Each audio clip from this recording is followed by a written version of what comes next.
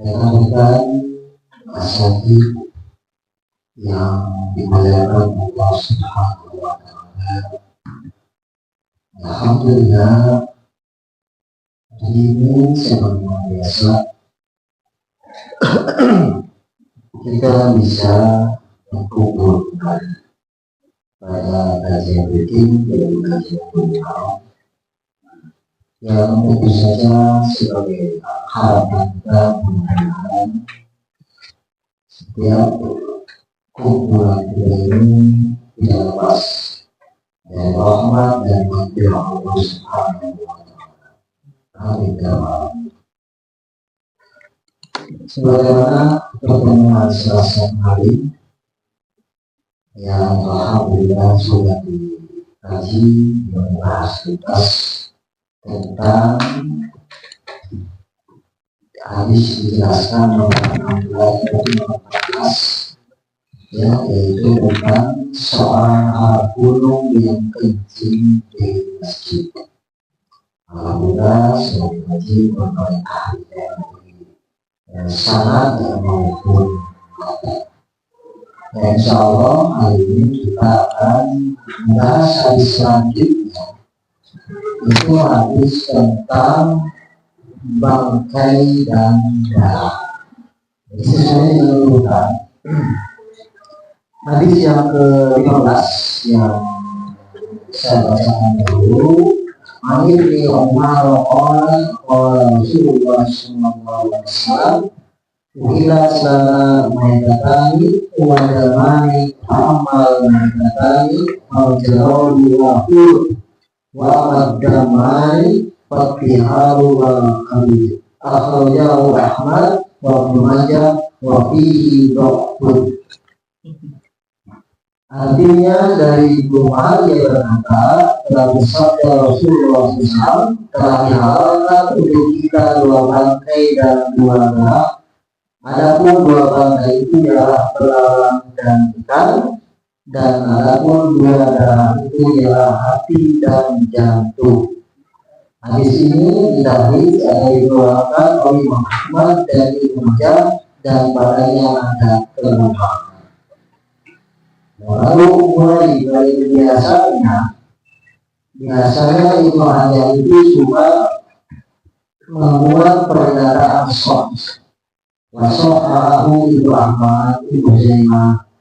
Kenapa alasan Ibnu Hajar membuat pernyataan sahih tersebut? Hendak menyatakan hadis itu tidak doa berarti sahih. Sebaliknya Ibnu Hajar hadisnya doa. Kurang itu ada sahih itu orang orang itu kalau ada di baca orangnya ada di mana ibadah orang masih sahih itu ada sahih itu ada sahih ayat masih di mana kalau itu cara membacanya atau satu itu lain ya itu di mana. Nah seperti biasa sebelum membahas kepada masalah makan, kita coba dulu hadis sanad. Apa betul apa yang diucapkan oleh Ibnu Hajar wa fihi dha'fun itu, bahwa pada hadis yang nomor 15 ini dhaif. Berarti kita tinggal meneliti mengkaji mana yang dianggap doa atau yang dianggap doi oleh imamnya. Sebelum bahas itu, seperti biasa, kutipan Ibnu Hajar pada hadis ini, hadis yang itu adalah akhrajahu Ahmad wa Ibnu Majah. Hadis ini menurut Ibnu Hajar telah ditahrij oleh Imam Ahmad dan Ibnu Majah. Ya, seperti biasa, coba kita lihat rujukan aslinya langsung di kitab Musnad Ahmad itu seperti apa. Nah, saya temukan itu adalah yang bersumber dari sahabat Ibnu Umar atau Abdullah bin Umar, ya, Abdullah bin Umar, ya, beliau salah sahabat Ta'asi. Ta'asi itu adalah salah sahabat yang betul-betul mengikuti perilaku Nabi. Ya, baik urusan ibadahnya, hadisnya, ini diurutkan. Cara jalan kaki awal itu diurutkan. Cara tidurnya, gaya bicara, dia diurutkan. Yang begitu asik kepada Rasulullah. Diriwayat Imam Ahmad, murid Ibnu Umar itu disebutkan di sini Abdurrahman bin Zaid bin Aslam. Lalu dari siapa? Dari Zaid bin Aslam. Abdurrahman bin Umar punya murid atau tabi'in namanya Zaid bin Aslam.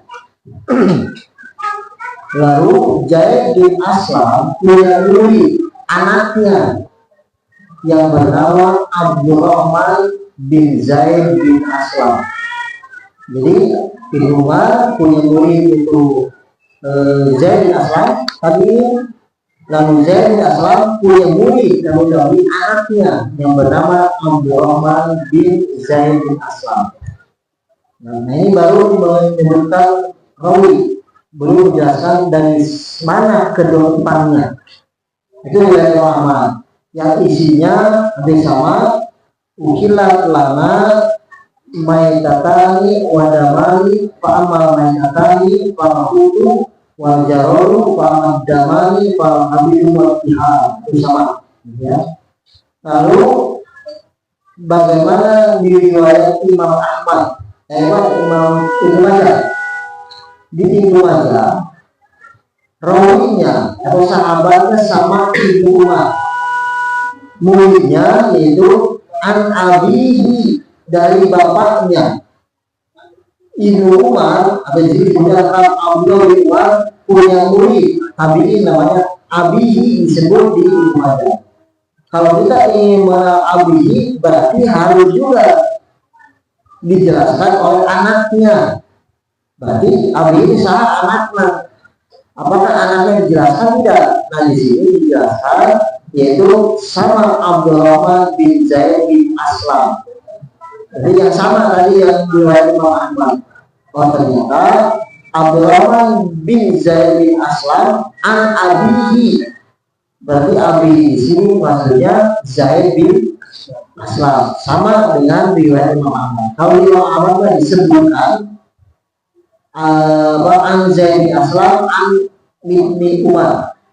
Kalau itu macam an abihi an Abdullah bin Umar, sama gitu ya. Dan isi matanya sama, tidak ada perbedaan. Nah, selain dari Imam Ahmad dan Ibnu Majah, saya temukan juga dari riwayat Musnad bin Amr bin Humaid. Ya, Musnad bin Amr bin Humaid, yaitu sama dengan yang ada di Ibnu Majah. Itu an abihi atau Abdurrahman bin Zaid bin Aslam an abihi an Ibnu Umar. Tadi mah disebutnya Abdullah bin Umar, kan an abihi an Abdullah bin Umar. Kalau yang Musnad bin Amr bin Humaid an abihi an Ibnu Umar, jadi disebut Abdullahnya. Dan ini pun matanya sama ya.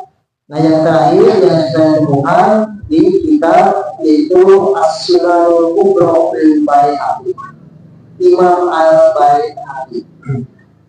Sahabatnya sama Abdullah bin Umar. Muridnya siapa? Muridnya adalah Zaid bin Aslam.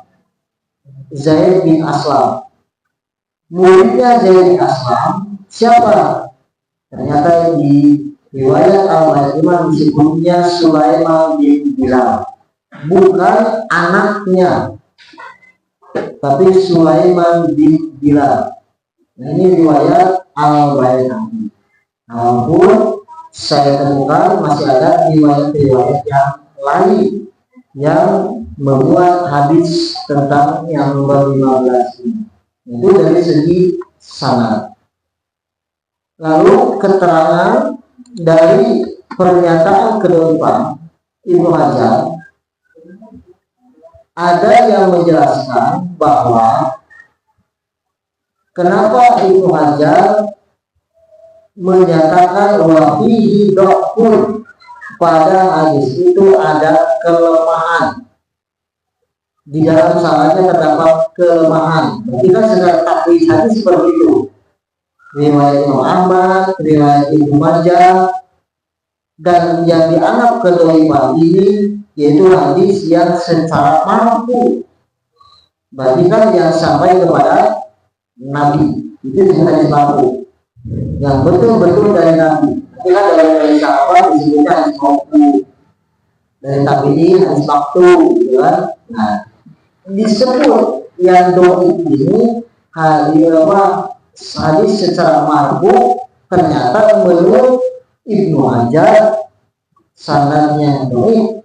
Alasannya kedoibannya itu karena pada hadis riwayat Imam Ahmad dan Ibnu Majah itu kan sama sanadnya.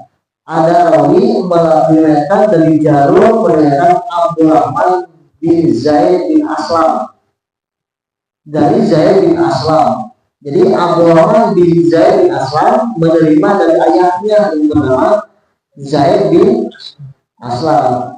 Nah, yang dinyatakan kedoliman itu adalah putranya yang bernama Abdurrahman bin Zaid, baik dari riwayat Imam Ahmad, baik dari riwayat Ibnu Majah sama.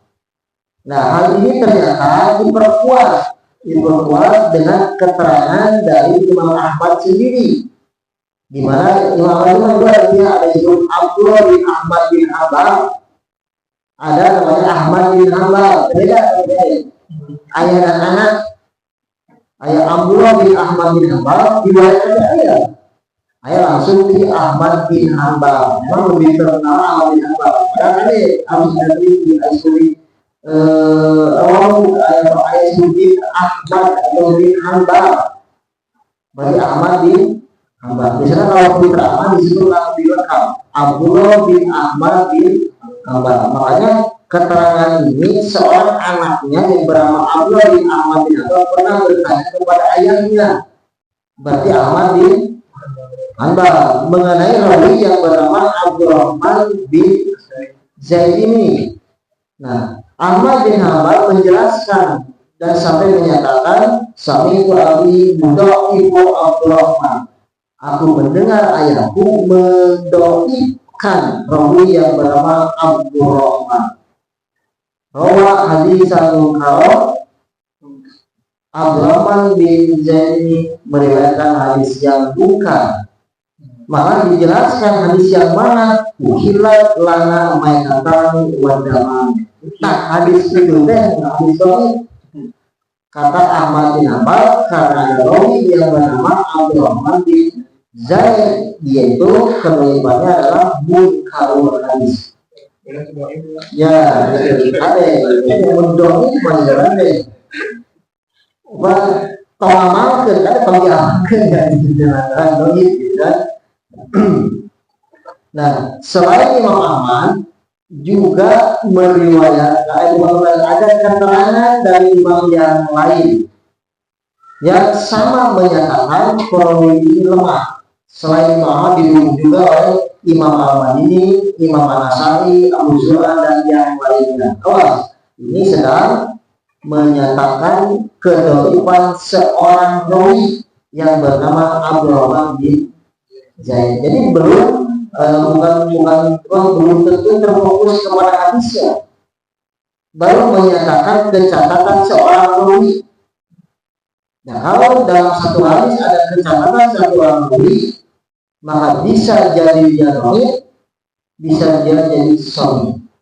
Belum menjamin dia dinyatakan sepenuhnya 100% dhaif, maka ada satu orang yang dhaif. Karena yang tadi itu aja kemana nilainya dia langsung membawahi dokter.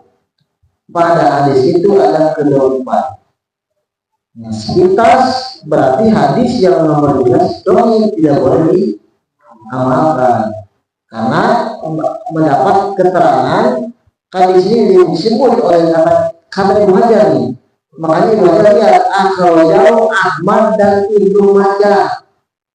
Nah, hadis ini kalau kita lihat di riwayat Ibnu Majah dari Imam Ahmad dhaif. karena ada rawi Abdurrahman bin Zaid. Nah, itu aja salah benar dong. Kita ngapatan itu satu juga itu kesimpulan akhir makonin dan itu kalau amal gitu. Nah, kita secara urutannya seperti itu, membahas kedoifan hadis yang diriwayatkan oleh Imam Ahmad dan Ibnu Majah. Imam Ahmad membuat hadis ini dan Imam Ahmad sendiri mengomentari bahwa hadis ini dhaif. Kata siapa? Kata anaknya yang bernama Abdullah bin Ahmad yang mengatakan bahwa Sami Abu Ibu Abdurrahman. Aku mendengar ayahku mendolifan Abdurrahman dan beliau menyatakan kedolifan itu bahwa hadisan munkar. Abdurrahman meriwayatkan hadis munkar. Nah, selain pernyataan ulama didukung juga oleh imam yang lain, Imam Ali, Imam Nasai, Abu Zur'ah. Juga Ibnu Huzaimah menyatakan laisa huwa mimman yuhtaju ahlul ilmi di hadis ini isufi. Yang pertama, dia bukanlah termasuk orang yang hadisnya dijadikan hujah oleh para ulama. Apa alasannya? Lisuni hibdi, karena jelek hafalannya. Ini adalah disebutnya ada takdir. Takdir itu artinya menyatakan baik terhadap rawi, ada jarah menyatakan cacatnya seorang rawi. Sedangkan jarah dengan kata-kata suruh ini jarah yang paling ringan yang masih bisa terangkat. Yang pokok suruh ini adalah ini tapi bisa terangkat jika ada syahid atau mutabi. Syahid artinya sahabat yang sama, kalau mutabi perbedaannya dua sahabat yang berbeda tapi dengan meriwayatkan kejadian yang sama. Gitu. Nah, sumber ini masih bisa dianggap masih bisa dibantu lah. Pertama tadi menyatakan kata Ibnu Huzaimah, dia bukanlah orang yang hadisnya dijadikan hujah oleh para ulama karena lisu dijadikan awalnya huwa rajul sina'atul ibadah wa tafasyuhu. Dia itu orang yang ahli ibadah. Tuh, apa ahli ibadah dipercaya orang juhud, karena juhud dan warawanya. Bayangkan orang yang ahli ibadah, jumhur namanya kita dipercaya masih dipercaya, tapi ada pikun dari hafalan berarti. Dan itu maksud masalahnya bukan kategori pembohong, bukan kategori terbunuh dusta, tapi hanya dikatakan jelek hafalan. Apa orang sanggup jelek hafalan? Asli rata-rata ketika masalah belajar tahrir hadis itu kan yang lebih dominan itu 75% catatan arian Islam. Nanti 15 sisanya 20% diolah dari hasil catatan itu. Beda ketika usul fikih 75% belajar pikir, olah pikiran, ke 25% catatan itu diolah. Nah gitu kan. Nah, misalnya kalau laptop gitu. Laptop kita isi masalah tentang hadis, Soalnya halaman sakit, ada berumah. Lebih kita bima. Ya betul lah. Kita tidak kuatnya tidak tulisan, itu asli. Lalu misalnya ya. Jadi ulama memang ahli ibadah, ahli juhud, tapi satu pemahaman yang terakhir min akhlasil hadis, bukan termasuk pakar hadis. Jadi beliau itu bisa jadi tahu beberapa hadis, tapi dicatatkan tadi itu yang bisa jadi bahwa itu kan bukan dikatakan oleh satu hadis itu, bukan orang yang lama-lama itu bukan dalam satu hadis. Kan banyak rawi yang cacatnya itu dosis itu karena dia lemah. Apa kemungkinan ketika dia beda dengan pikun ya, pikun itu semasa dia menyampaikan dosis sorry kuat apalah ditalar dijelaskan, tapi ketika bertambah usia dia menjadi pikun. Ketika menyampaikan dia keluar. Nah, ketika dia menyampaikan ada penilaian dari ulama disebut dia mukhtalif pikun. Nah, bisa nggak dia terangkat dipakai omongannya padahal sudah ada pernyataan pikun? Berarti harus ada dalil dari yang lain dan keterangannya lain ketika dia menyampaikan itu belum dalam keadaan pikun dan pikun dua mukhtalif, tapi terangkat dari Hasan Rumanana ketika dia dikatakan mukhtalif bahwa ini, tapi ada jalur yang lain sama sedang menerangkan A, berarti kan omongan dia bisa dipercaya karena ada syahid atau mutabi terangkat gitu kan, yang ini jadi bukan dong jadi Hasan bukan Hasan.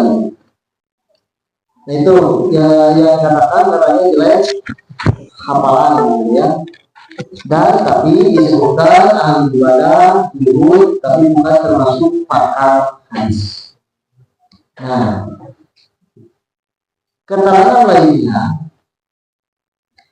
sudah dikatakan tadi, Ibnu Hajar ini tidak salah, betul tepat ketika menyatakan bihidokun, karena beliau ketika mengutip tahrij hadis yaitu akhrajahu Ahmadu wa Ibnu Majah.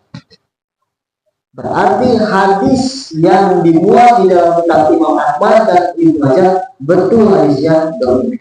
Cuman kira-kira kepentingan Ibnu Majah naon kekuatan itu kita. Berarti kita mikir atau saya terima tinggalkan gitu. Nah, kira-kira Imam Ahmad tahu nggak bahwa ada riwayat yang lain yang memuat hadis selain hadis ini? Kira-kira misalkan kalau kedepannya kita akan bantah, lain nggak bantah hadis yang Ibnu di Sahih bukan? Ibnu Hajar sudah benar menyatakan hadis ini benar. Nah nanti kira-kira ada jalur yang lain yang memuat tentang hadis ini tapi hadisnya sahih. Itu menjadi masalahnya.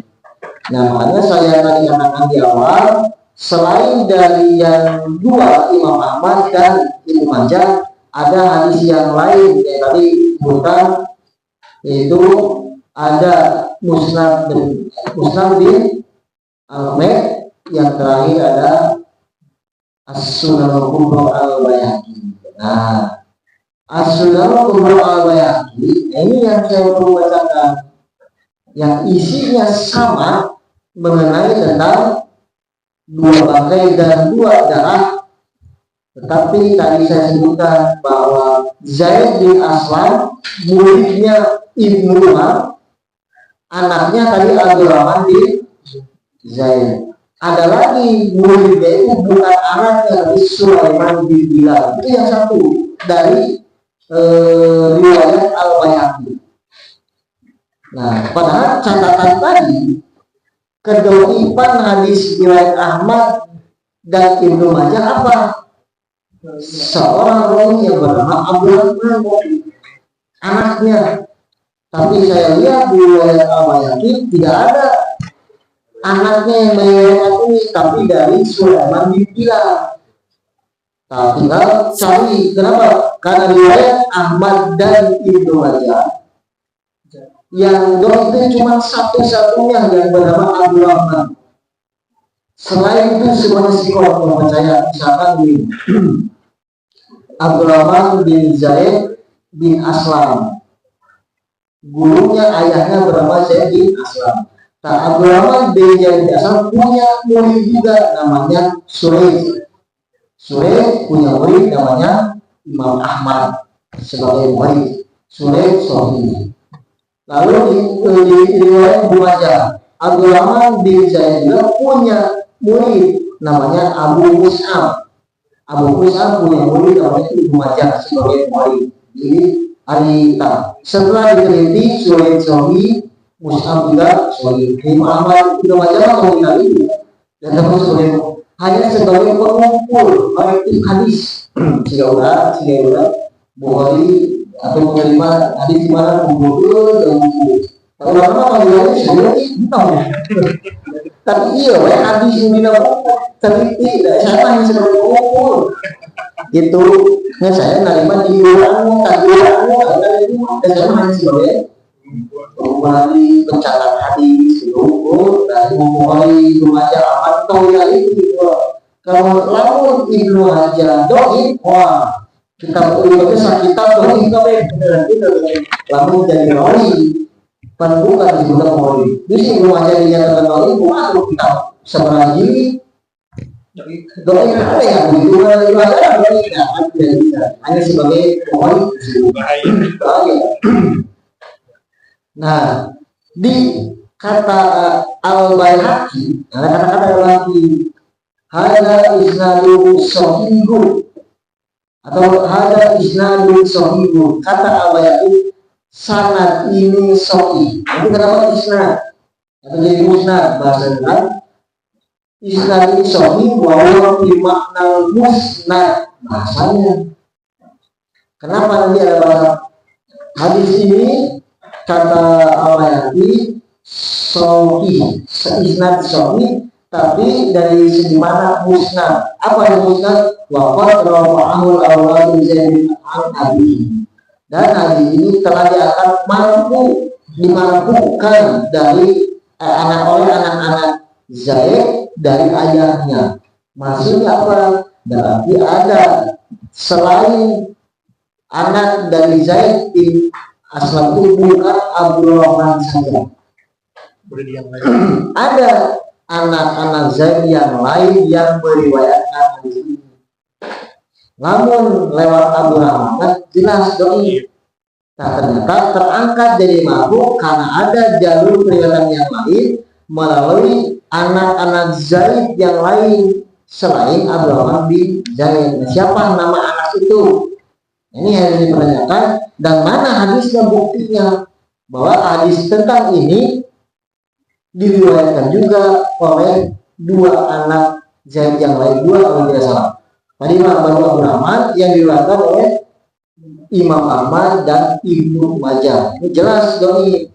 Nah, ternyata katanya ada jalur periwayatan yang lain yang sama-sama meriwayatkan dari selain dari Ibnu Majah. Nah, jadi kata-kata Imam Al-Baihaqi tadi, kata-katanya ada isnadu sahih wa huwa fi ma'na musnad, ada musnad wa qad rafa'ahu aulad Zaid an Abi. Isnad hadis ini sahih. Maksudnya ini hadis musnad, yaitu anak-anak Zaid bin Aslam telah memarfukannya dari ayah mereka. Nah, apa keterangan menurut Imam Al-Baihaqi bahwa hadis yang ada pada riwayat Imam Al-Baihaqi hadisnya sahih dibanding dengan yang lain. Dibanding yang lain ada kelebihannya. Jadi yang saya temukan perkataan dari Imam Al-Baihaqi. Jadi awal Zaid halal kulluhum du'afa. Anak-anak Zaid semuanya katanya dhaif.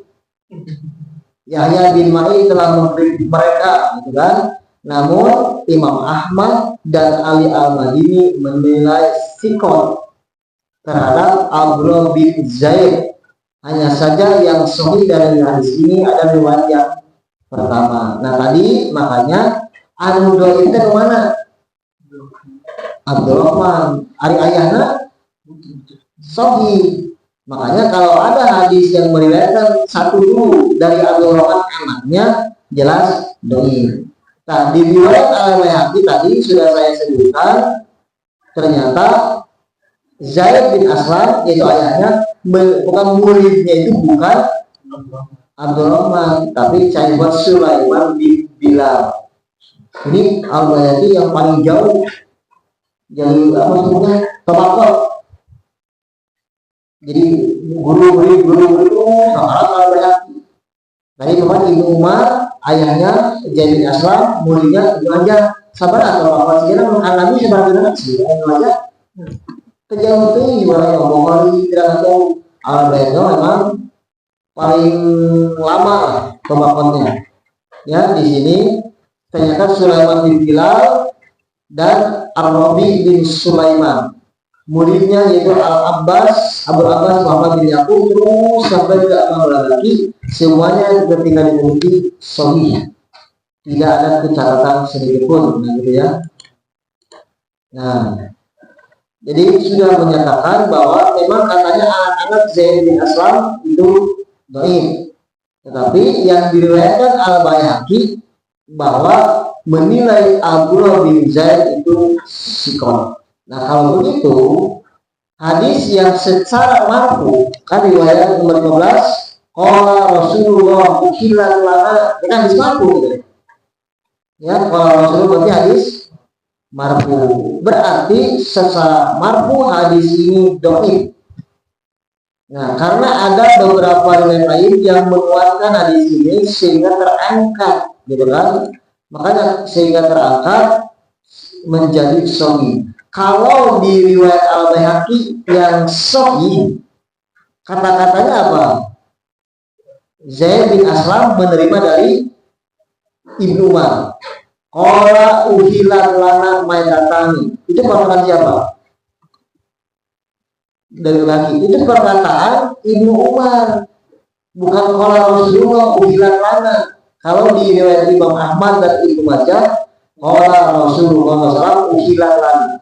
Tapi di riwayat Al-Baihaqi sama Zaid bin Aslam dari Ibnu Umar qala langsung hadis ini berarti mau perkataan Ibnu Umar, perkataan Abdullah bin Umar. Nah gitu kan. Nah berarti kalau begitu karena hadis ini yang marfu dhaif, sedangkan yang marfu sahih, makanya ada kata bahasnya musnad. Isnaduhu sahihun wa makna musnad. Musnad itu adalah hadis yang sahih, yang tadi kan maknanya musnad. Musnad itu satu hadis yang dihukumi marfu gitu. Padahal kalau sahabat itu kan disebutnya mauquf, tapi terangkat menjadi marfu. Kenapa sih tidak menjadi marfu gitu? Karena tidak mungkin seorang sahabat Nabi ayatnya nih itu kan ada ijma sahabat kan hadis sudah tidak ada, maka hukum berlaku selama Quran terus hadis kias tidak ada, baru ijma sahabat bisa dipakai dalil. Dan tidak mungkin sahabat bersepakat dalam istilah kejahatan gitu kan. Makanya ada istilah as-sahabatu kulluhum, sahabat itu semuanya pasti adil. Tidak mungkin seorang sahabat sepakat dalam dusta. Nah makanya walaupun marfu dihukumi marfu, tapi disebutnya wahada isnadu sahihun wa huwa fi makna musnad. Isnadnya sahih sedangkan maknanya musnad, hukumnya marfu. Kenapa? Karena tadi ada jalur Baihaqi dari Sulaiman bin Bilal. Yang kedua ada anak Zaid selain Abdurrahman bin Zaid yang sahih, yaitu anak-anak Zaid bin Aslam menjadikan hadis marfu dari an abi, dari bapaknya mereka. Nah gitu ya. Nah tambahan lagi terangkat menjadi sahih seperti Ibnu Qayyim. Beliau menyatakan ada hadisun hasanun. Hadis ini hadis hasan. Wahadal mauqufu bi hukmil marfu. Hadis ini mauquf tapi secara hukum adalah marfu. Kenapa? Karena ada ucapan sahabat, ini kata Ibnu Qayyim, yaitu li'anna qala sahabi ukhila lana kaza wa qulima alaina. Yaitu kata-kata dipahami ya, perkataan sahabat diharamkan bagi kami dan dihalalkan atas kami. Berarti menetapkan perkataan itu tidak akan lepas dari apa yang pernah disabdakan oleh Nabi. Karena tidak mungkin sahabat menetapkan hukum haram dan halalnya berdasarkan sahabat sendiri. Tidak.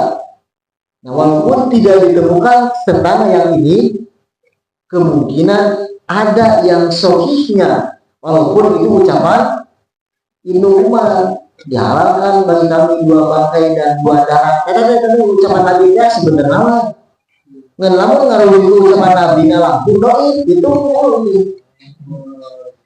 tapi mau Ibnu Umar dan mau dan tetap hukum lama mampu sahihnya Nabi sebenarnya. Kenapa? Nah, sahabat tidak mungkin berani menetapkan hukum halal haram tanpa dari Nabi. Itu haram bisa dikuri, nggak bisa sahabat melawan halal cukup moal, tapi apa yang keluar dari ucapan sahabat mau, tapi marfu'an hukman. Nah, jadi tapi secara secara hukum dia mampu. Kenapa? Karena menurut ayat di sini sabda Nabi dihalalkan bagi kami 2 bangkai dan 2 darah. Ucapan sahabat sahih dihalalkan bagi kami 2 hal dan bangkai. Ini sama namanya. Ucapan yang sama, kejadian yang sama, sahabatnya sama. Tadi ya dari Ahmad dan Ibnu Ahmad dan Ibnu Majah lantaran dongin ayat Abdurrahman bin Zaid, Ari Ibnu Umar sama dihalalkan dengan 2 bangkai sahih. Tapi mau nah secara hukum sudah hadis musnad begitu, isnad sahihun makna musnad sebutnya hadis mauquf, tapi dipahami secara hukum itu adalah marfu. Nah, jadi hadis yang ke-15 ini hadis yang lemah itulah dengan sanad yang marfu. Nah, gitu kan. Nah, sedangkan hadis yang mauquf jelas sahih tapi hukumnya marfu. Itu tadi hadis yang marfu yang riwayat Imam Ahmad dan Ibnu Majah, hadis yang lemah dengan sanadnya kan marfu ya, sampai kepada Nabi. Sebutnya kan sanadnya marfu lemah. Tapi hadis yang sahih jelas mau tapi secara hukum nah itu marfu lah gitu. Nah, lumayan ya ada terliur sebenarnya. Muter ya. Jadi sepintas, makanya sepintas lamun tinggal di guru bihido saya bilang lagi jual bangkai dongin cek Ibnu Hajar benar. Jadi kesimpulannya hadis ini dongin tidak diamalkan betul kan. Dan kalau kita belajar fikih, belajar pemikiran Ibnu Hajar, tak itu Ibnu Hajar wasohahu Ahmadu, mereka hadis ini nasuri padahal ada kelemahan, tapi Ibnu Hajar lebih mendukung, lebih percaya kepada pernyataan Imam Ahmad bahwa itu sebenarnya lebih sahih. Kalau ada apa mau kata wasohahu Ahmadu deh PR memang diajar, itu diajar orang murid. Nah, buat Ibnu Hajar lebih condong kepada pernyataan Imam Ahmad hadis ini sahih. Nah, ternyata gitu.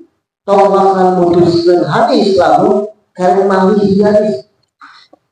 Bukan jangan dulu menetapkan status hadis hanya berdasarkan satu hadis. Nah, seperti kalau minum sambil berdiri kumampu haram, mengantuk dengan dosa ada ya. Standing party itu benar, gitu kan? Mau kan? Iya sih kamu mah, lantas no, pedes koalisi. Ada ayah apa sih binami nau? Haram guys, ya nama lah itu benar. Minum sambil berdiri dosa. Nah, kira-kira bisa tidak diputuskan berdasarkan hadis? Kan tidak boleh, bukan tidak boleh, jangan dulu.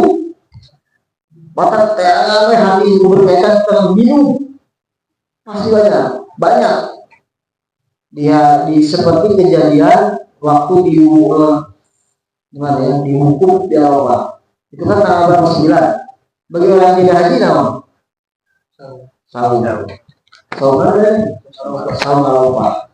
Waktu itu dihadiri hampir 100.000 ibadah haji. Kan orang yang berhaji sahur. Kenapa? Ayo malam kita tuh sahur apa? Di mana ada sudah ayo mereka sahur apa? Mana mereka datang haji itu? No. Ya, kecuali yang sedang haji kan ayo gimana?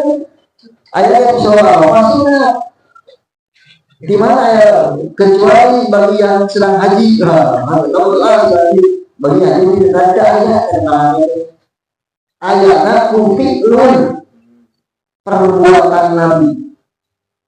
Kumaha kira-kira bagaimana cara Nabi memberitahu kepada yang sedang bubuk yang begitu banyak ribu Nabi kudu dijerokan, mau adanya sampai dari sama bubuk. Cara buat Nabi naik bukit, ambilkan air minum bergantung artinya itu salah. Kemudian Nabi bersama saya dihukum terhukum jauh sampai atau tempat yang bilang begitu, aku mau saya lagi naik ke bukit, sahabat menyaksikan dan gerak-gerak Nabi itu disaksikan belum lihat Nabi sedang naik. Cinta mau Nabi Nabi berdiri minum sambil berdiri minum. Eta jadi berusaha pada sebelumnya kan ada disunahkan sawah. Ternyata bagian hanya tinggal hukumnya Nabi jadi mau kan nukan dua. Nah pada Nabi minum sebelumnya. Ada apa minum langsung Nabi berdiri. Nah, karena apa yang dilakukan adalah menjadi hukum, jadi yang menang itu satu berdiri buktinya Nabi mantu. Jadi apa bisa disebutkan dalam diri saya memberikan pelajaran atau memberitahu, gitu kan? Kan alasan perintah itu kan berbeda kan? Ada yang bisa atau yang lain. Tapi karena Nabi mencontohkannya, beliau sambil berdiri jadi orang hukum. Asalnya melarang, lalu bukan dibolehkan dan bukan diperintah, tapi tadi berbeda dengan apa yang diucapkan. Berarti hukumnya ini boleh minum sambil berdiri. Alhamdulillah, masyian, mudah menau bari lempang, gitu. Ulah minum bari lempang, ngahajar bari nantung teh baik. Tapi Islam disebutkan Adam. Itu asal kesopan makan juga sama, makan minum sambil berdiri tidak apa boleh. Nah ulama asal anehnya Islam lah ngali akhlak Adam sih ada dari bisa dia diuwe itu kan dia walaupun berdiri pun tidak dilarang boleh masalahnya. Ranahnya ada Karena hukum tidak jelas saling ibadah yang asalnya tidak boleh sambil minum sambil berdiri, Nabi sendiri berdiri, itu boleh. Nah seperti ada lagi yang tidak sholat sunat qobla asar. Ayat ini. Sholat sunat qobla asar 2 rakaat. Ayat ini. Mana bisa jadi? Salat sunat karena asal tidak ada kalau ada Nabi mengerjakan ya Nabi mengerjakan apakah sejak dulu adanya kewajiban sholat sejak adanya sholat wajib sudah ada yang namanya qobla asar. Nah, mengingat kejadian ketika Nabi itu disibukkan dengan urusan tamu. Biasa Nabi itu sholat zuhur, setelah dari sholat zuhur, ketika mau sholat sunat pada zuhur, Nabi keburu tersibukkan oleh tamu. Terus lama sampai menjelang asar. Itu pada sholat asar, sholat pada asar. Beres ketika mau menangan ada asar, ya Nabi dengan para sahabat sholat. Setelah beres asar, Nabi sholat 2 rakaat. biasanya sholat qobla atau gimana? Sholat sunat Di rumah. di rumah apa sahabat sahabat setelah sholat asar Nabi sholat 2 rakaat sholat sunat di rumah 2 asar apalagi Aisyah hukum. Lalu sahabat apalagi minimal kalau dicoba berarti sahabat sholat asar ada sholat 2 rakaat. Tapi tidak ceritakan dari hanya Nabi saja itu sholat 2 rakaat pada asar di rumah Aisyah hanya luas. Oh berarti biasanya maka ya mulai ibadah. Kenapa Nabi itu melaksanakan? Nabi menjawab karena aku tersibukkan, itulah sehingga tidak terburu sholat 2 rakaat pada subuh. Maka pada waktu itu aku mengajarkannya. Kata Aisyah, boleh aku sama seperti kau menurunkan ayat 2 rakaat pada asar? Nabi menjawab, lah tegas ulah Masih diturutan ke batu. utang dulu dulu asal dulu bisa Ya kok nggak semua banyak isya. maghrib bisa utara apa asal itu mana kata iman tegas jalan Nabi lah. Tapi karena Nabi memulai ibadah dan Nabi lakukan berarti seumur itu saya ayahnya karena Nabi ibadah 2 rakaat pada asar. Sejak itulah Nabi sampai wafat melaksanakan 2 rakaat pada asar. Dan ke ulama pula. Jadi atau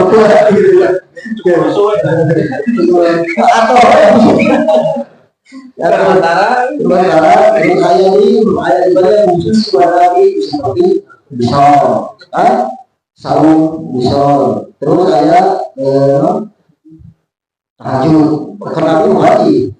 Bukan kan Nabi pernah kesiangan dan sahabat tahajud wajib. Dan wajibnya ketahuan Nabi ke rumah di akhirat bersama akhir. Jangan bilang mau ada di waktu aku jangan harus. Nah, yang sholat lagi tahajud juga sampai baru gitu. Dan karena berubah gitu. Kulitnya ngumpul amalnya terus kayak di akhirat dan itu daerah kamu sekiranya beda seintinya yang mengatakan juga jadi baik nah itu temuan Nabi juga Nah untungnya berapa? Selanjutnya zaman kalau ini yang terada di Ramadan malam sebenarnya buku bermalam TK. Nah, bagi Nabi kalau ini diajari di lanjutkan tahun depan jadi 2 bulan. Ada ulama mengatakan itu orang wajib dulu lagi cerita.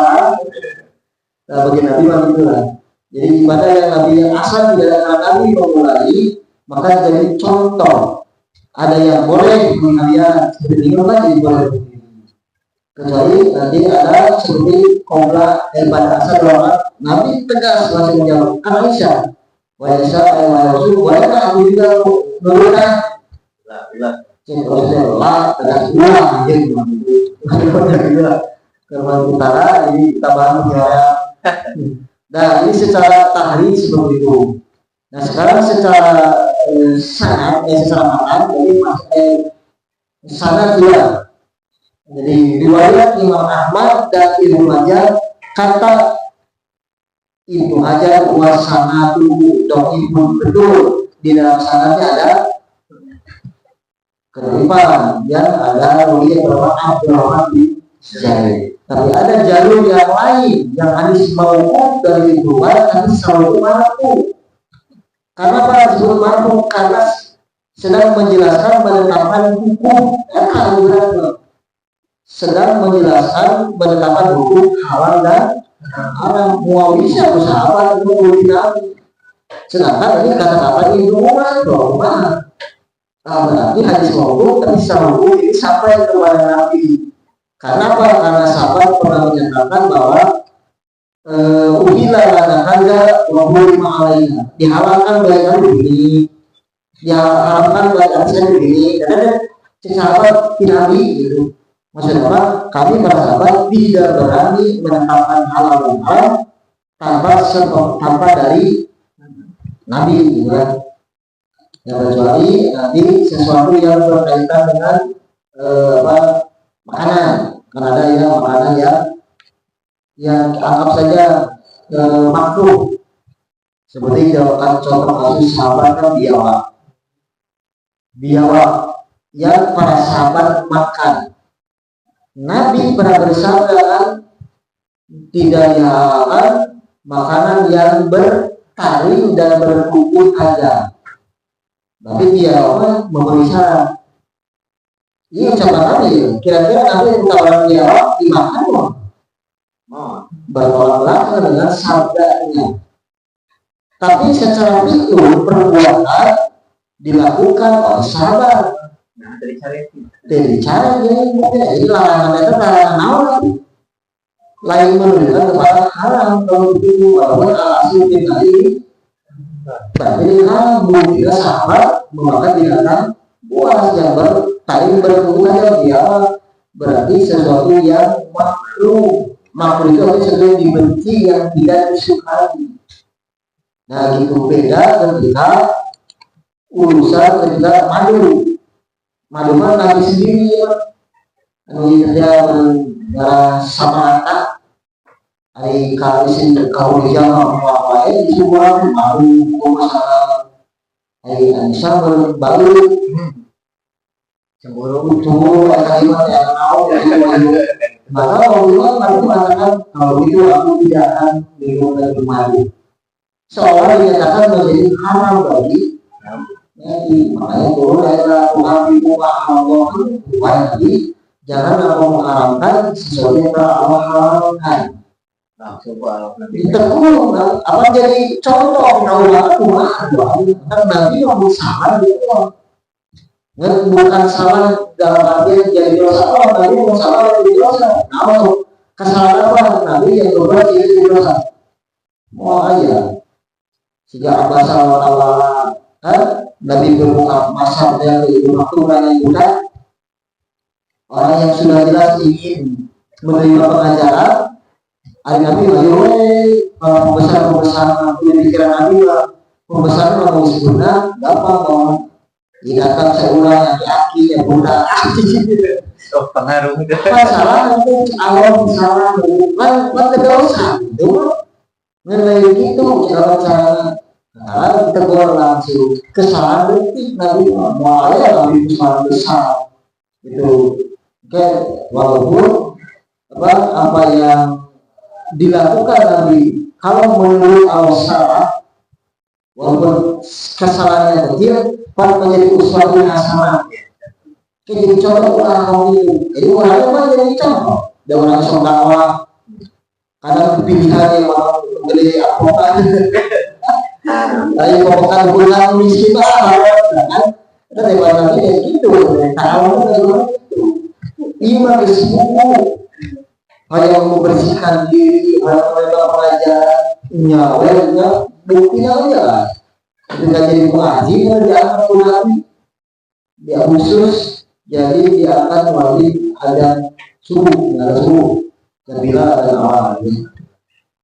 Nah itu, jadi secara sana sudah jelas ini, tapi terangkat menjadi hasan, bukan hadis yang diriwayatkan oleh Imam Ahmad dan Ibnu Majah. Karena memang betul kata Imam Majah itu, tapi ada jalur lain, yaitu riwayat Al-Baihaqi yang disebutkan dari yang menyatakan itu sahih, bukan dari Abdurrahman bin Zaid. Nah, adapun matan, al-matan itu belum kita sudah belajar pernah tahu bahwa apa yang disebut dengan bangkai. Bangkai itu salah satunya disembelih bukan pada asalnya, bukan pada tempatnya, leher. Jadi di Al-Quran kan juga disebutkan sesuatu yang menjadi bangkai itu kan ada yang akan jatuh, terseki, tertabrak, tenggelam, gitu kan. Beda lagi dengan nanti ada juga dalam kitab syahid, gitu ya. Bagaimana ketika kita berburu menggunakan panah? Panah lain di peci, di hutan cepai kemana halal kan? Padahal di panah cara gitu kan?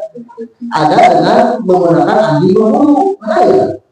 Kira gitu kan? Itu kan nanti ada yang tempat khusus yang kita usai di antaranya kan ada dengan panah tapi tidak diawali dengan usaha bintang, ya.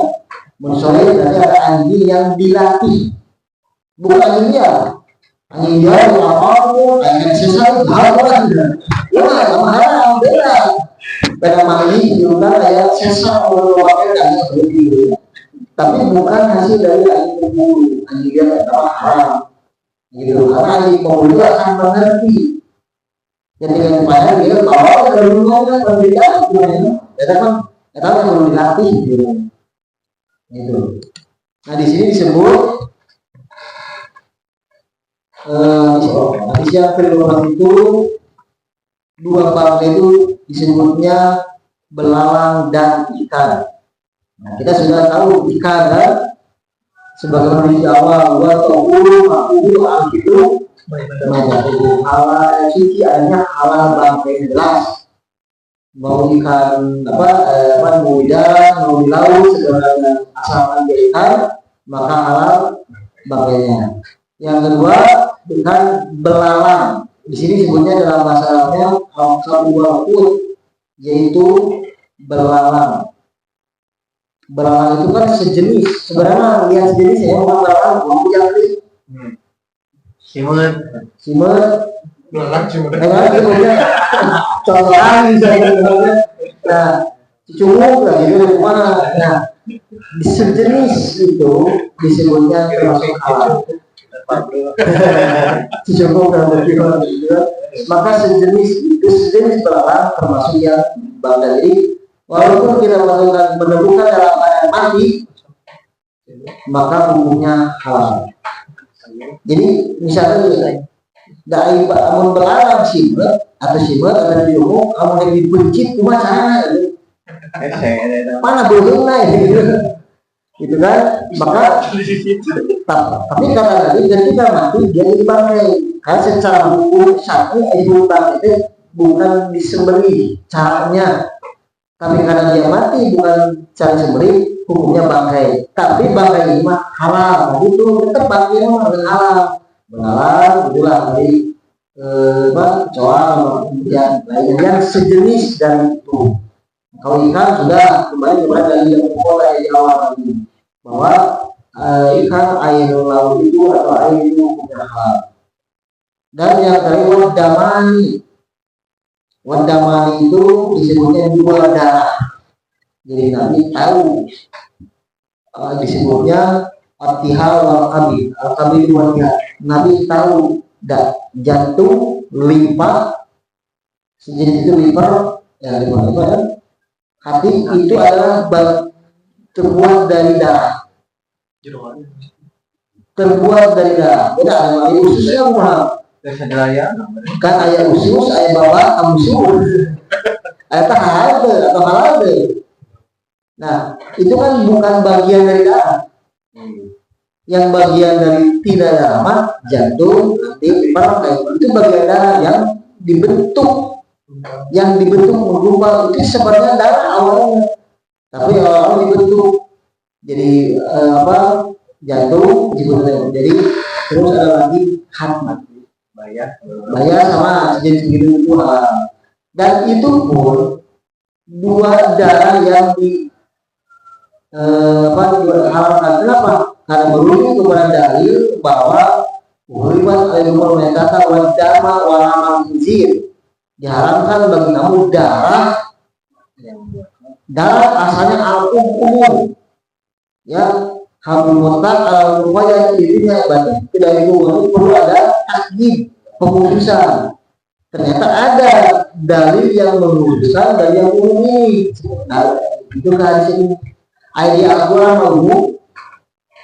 Ada lagi diperinci ada daman mas buah, darah yang mengalir. Jadi darah yang menempel sisa-sisa di daging itu halal, bukan bagian dari daman mas Wah, ada mama biasanya dari disembeli,